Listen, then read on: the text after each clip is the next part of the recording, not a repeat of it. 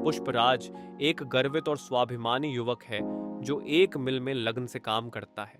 हालांकि उसकी स्वतंत्र भावना उसके नियोक्ता की अपेक्षाओं से टकराती है और जब उसका सामना होता है तो पुष्प अपनी गरिमा से समझौता करने के बजाय नौकरी छोड़ने का फैसला करता है। नए अवसरों की तलाश में वह घने जंगलों में लाल चंदन काटने के खतरनाक लेकिन आकर्षक व्यवसाय में लग जाता है।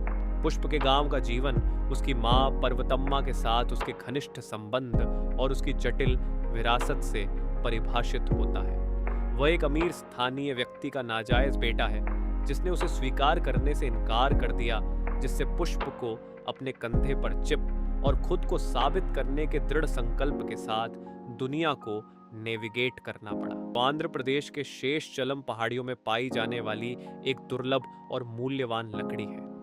जब दृढ़ निश्चयी डीएसपी गोविंदप्पा एक छापे का नेतृत्व करता है तो पुष्पा की त्वरित सोच दिन बचा लेती है।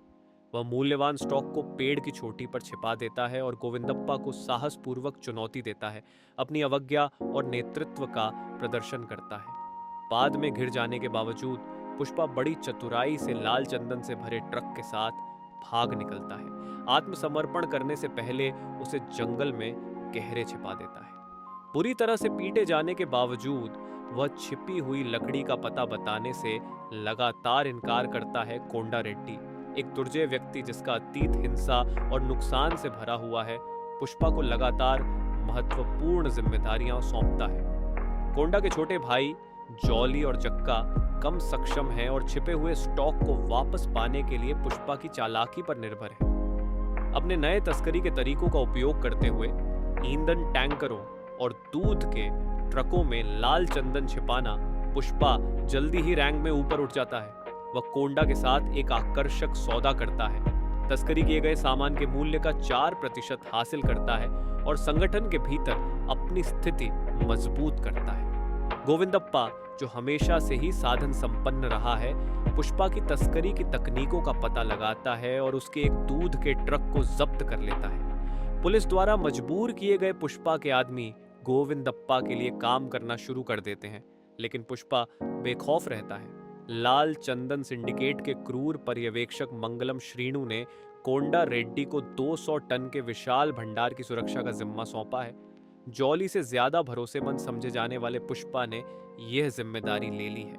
जब गोविंदप्पा एक और छापेमारी का प्रयास करता है तो पुष्पा चतुराई से लकड़ियों को नदी में फेंक देता है, लेकिन उनके सहयोगी केशव द्वारा उन्हें रोक लिया जाता है और बचा लिया जाता है, जो लकड़ियों को भागने से रोकने के लिए बांध अधिकारी को रिश्वत देता है। एक भव्य पार्टी के दौरान पुष्पा को पता चलता है कि श्रीणु लाल चंदन से बहुत ज्यादा मुनाफा कमा रहा है। वह इसे 2 करोड़ प्रति टन में बेचकर सिर्फ 25 लाख प्रति टन का भुगतान कर रहा है। यह रहस्योद्घाटन पुष्पा की महत्वाकांक्षा को बढ़ाता है। वह कोंडा को प्रस्ताव देता है कि वे उचित हिस्सा मांगे, लेकिन श्रीणु से भिड़ने का जोखिम उन्हें ऐसा करने से रोकता है। इस बीच पुष्पा की निजी जिंदगी में तब बदलाव आता है जब उसकी मुलाकात श्रीवल्ली से होती है, जो एक गांव की लड़की है जो शुरू में उसके प्रस्तावों को नजरअंदाज करती है। अपने दोस्त केशव के प्रयासों से, जो उसके दोस्तों को रिश्वत देता है, पुष्पा अंततः उसे जीत लेता है। हालांकि उनके रिश्ते को चुनौतियों का सामना करना पड़ता है। पुष्पा का सौतेला भाई मोहन अपनी सगाई समारोह के दौरान पुष्पा के वंश को अस्वीकार कर देता है, जिससे हिंसक झड़प होती है जिसमें पार्वतम्मा घायल हो जाती है। यह घटना पुष्पा के भीतर एक आग जलाती है जो उसे और ऊपर उठने के लिए प्रेरित करती है। वह चेन्नई में लाल चंदन की तस्करी करता है और श्रीणु से भिड़ जाता है, उचित मूल्य की मांग करता है। जब श्रीणु के आदमी हमला करते हैं तो पुष्पा उन्हें परास्त करके और खरीदारों के साथ सीधे बेहतर सौदा करके अपनी योग्यता साबित करता है। जॉली रेड्डी का खतरनाक स्वभाव तब सामने आता है जब वह श्रीवल्ली के पिता को बंधक बनाकर उसके साथ एक रात बिताने के लिए ब्लैकमेल करता है। गुस्से में आकर पुष्पा जॉली को बेरहमी से पीटता है, जिससे वह लकवाग्रस्त हो जाता है। बदला लेने के लिए कोंडा रेड्डी पुष्पा को मारने की कोशिश करता है, लेकिन श्रीणु के आदमियों द्वारा घात लगाकर किए गए हमले का शिकार हो जाता है। अराजकता के बीच पुष्पा बच जाता है और जवाबी कार्रवाई करते हुए श्रीणु के बहनोई मोगलीसु को मार देती है। एमपी भूमि रेड्डी सिद्धप्पा नायडू के हस्तक्षेप से युद्ध विराम स्थापित होता है और पुष्पा को सिंडिकेट का प्रबंधन करने के लिए नियुक्त किया जाता है, जिससे उसका प्रभाव मजबूत होता है। जैसे जैसे पुष्पा की शक्ति बढ़ती है, श्रीनु अपने साले का बदला लेने में असमर्थ होता है, जिससे उसकी पत्नी दाक्षायणी के साथ एक नाटकीय टकराव होता है जो लगभग उसे मार देती है।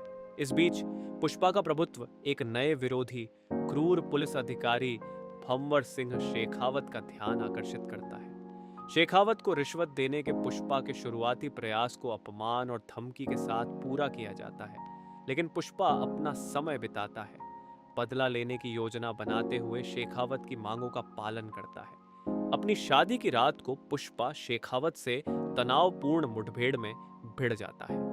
शराब पीने के बाद पुष्पा अपमान से तंग आकर शेखावत की रिवॉल्वर ले लेता है और खुद को गोली मार लेता है, जिससे उसका वर्चस्व साबित होता है। वह शेखावत को कपड़े उतारने के लिए मजबूर करता है, जिससे पता चलता है कि सत्ता के बिना भी उसकी ताकत बनी हुई है। पुष्पा की हरकतों से शेखावत को अपमानित होना पड़ता है, जो अपनी गरिमा खोकर घर लौटता है, लेकिन उसका अपना कुत्ता उसे अस्वीकार कर देता है। पुष्पा का एक साधारण मिल मजदूर से लेकर एक दुर्जय तस्कर और सिंडिकेट मालिक बनने का सफर लचीलेपन, चालाकी और अथक महत्वाकांक्षा की कहानी है। जैसे जैसे वह नई चुनौतियों और प्रतिकूलताओं का सामना करता है, उसकी कहानी आगे बढ़ती है, जो सत्ता और सम्मान की अथक खोज में जीत और त्रासदी दोनों से चिह्नित होती है।